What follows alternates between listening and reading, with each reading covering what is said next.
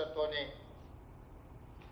ఊహించిన దానికంటే పోయిన సంవత్సరం కూడా మనకు వర్షాలు వరదలు వచ్చినప్పుడు దాదాపుగా ఖమ్మం జిల్లాలో 2.5-3 గంటలలోనే 39 సెంటీమీటర్ల వర్షం రావడము, హైదరాబాద్లో కూడా అత్యధికంగా వర్షం రావడం వల్ల మనకున్న ఏ వ్యవస్థలు కూడా సరైన పరిస్థితులు లేకపోవడం వల్ల విపత్కర పరిస్థితులను ఎదుర్కోవాల్సి వచ్చింది.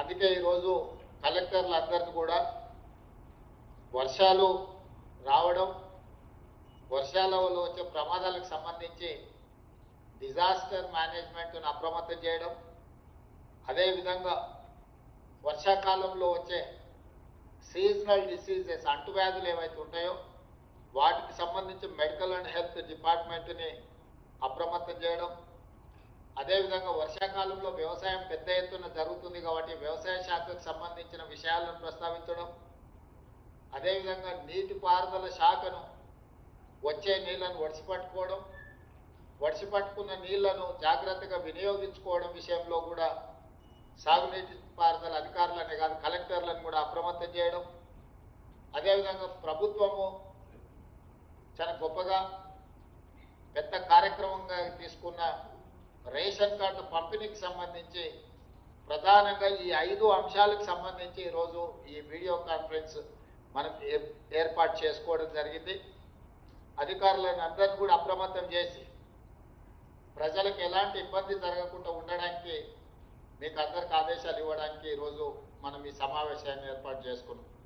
ప్రధానంగా భారీ వర్షాల వల్ల వాస్తవంగా ఈసారి జూన్ 1 నుండి జూలై 20 వరకు 21% వర్షపాతం తక్కువ వచ్చింది.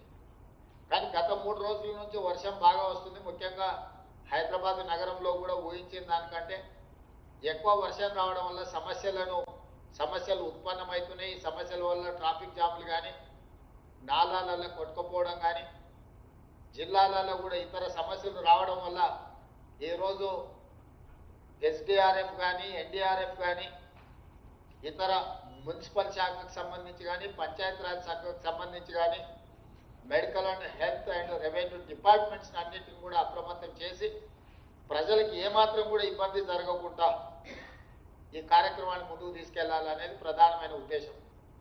ఈరోజు అగ్నిమాపక సిబ్బంది కానీ, ఇతర సిబ్బంది ఎస్డిఆర్ఎఫ్, ఎన్డీఆర్ఎఫ్, గతంలో ఎస్డిఆర్ఎఫ్ లేకుంటే మనం నూతనంగా ప్రారంభించుకొని కొత్త బృందాలను అన్నింటినీ చేసుకున్నాం.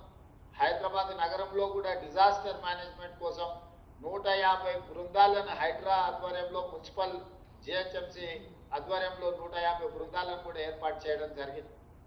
ముఖ్యంగా నగరంలో వర్షం వస్తుందంటే గంటల కొద్దీ ట్రాఫిక్ జామ్ అవుతుంది. రోడ్ల మీద నీళ్లు నిలవడం వల్ల ఈ ట్రాఫిక్ జామ్ అవుతున్నది.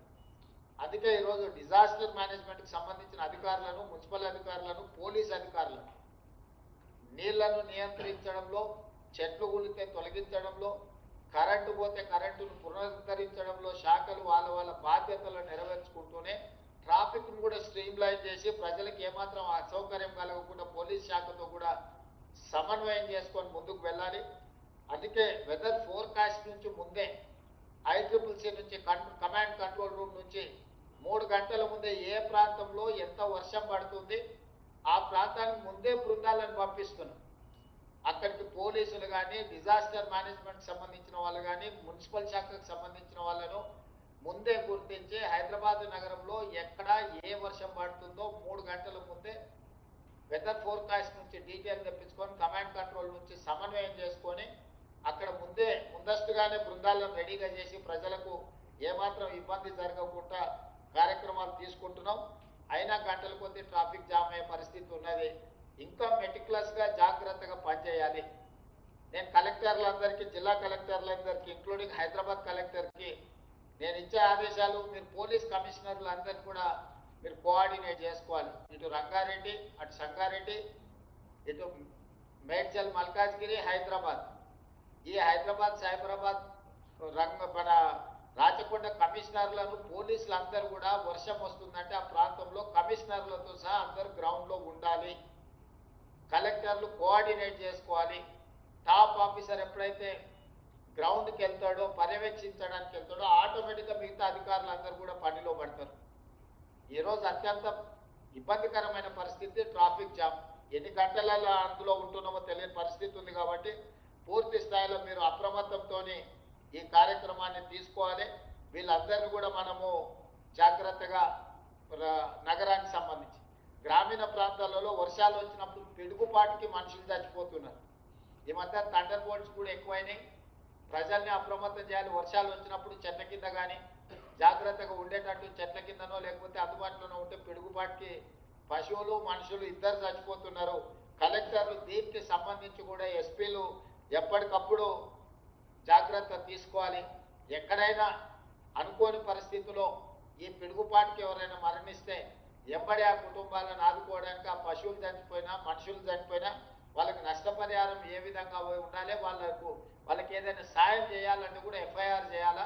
ఎంబడెంబడే ఆ ఎఫ్ఐఆర్లు చేయించి అక్కడ స్థానికంగా ఉండే ఎంఆర్ఓలను మిగతా అధికారులను కూడా అప్రమత్తం చేసి వాళ్ళను మనము జాగ్రత్తగా హ్యాండిల్ చేయాలేదని అనుకోని పరిస్థితి వస్తే కలెక్టర్లు వీటి మీద ప్రత్యేకమైన దృష్టి పెట్టాలి.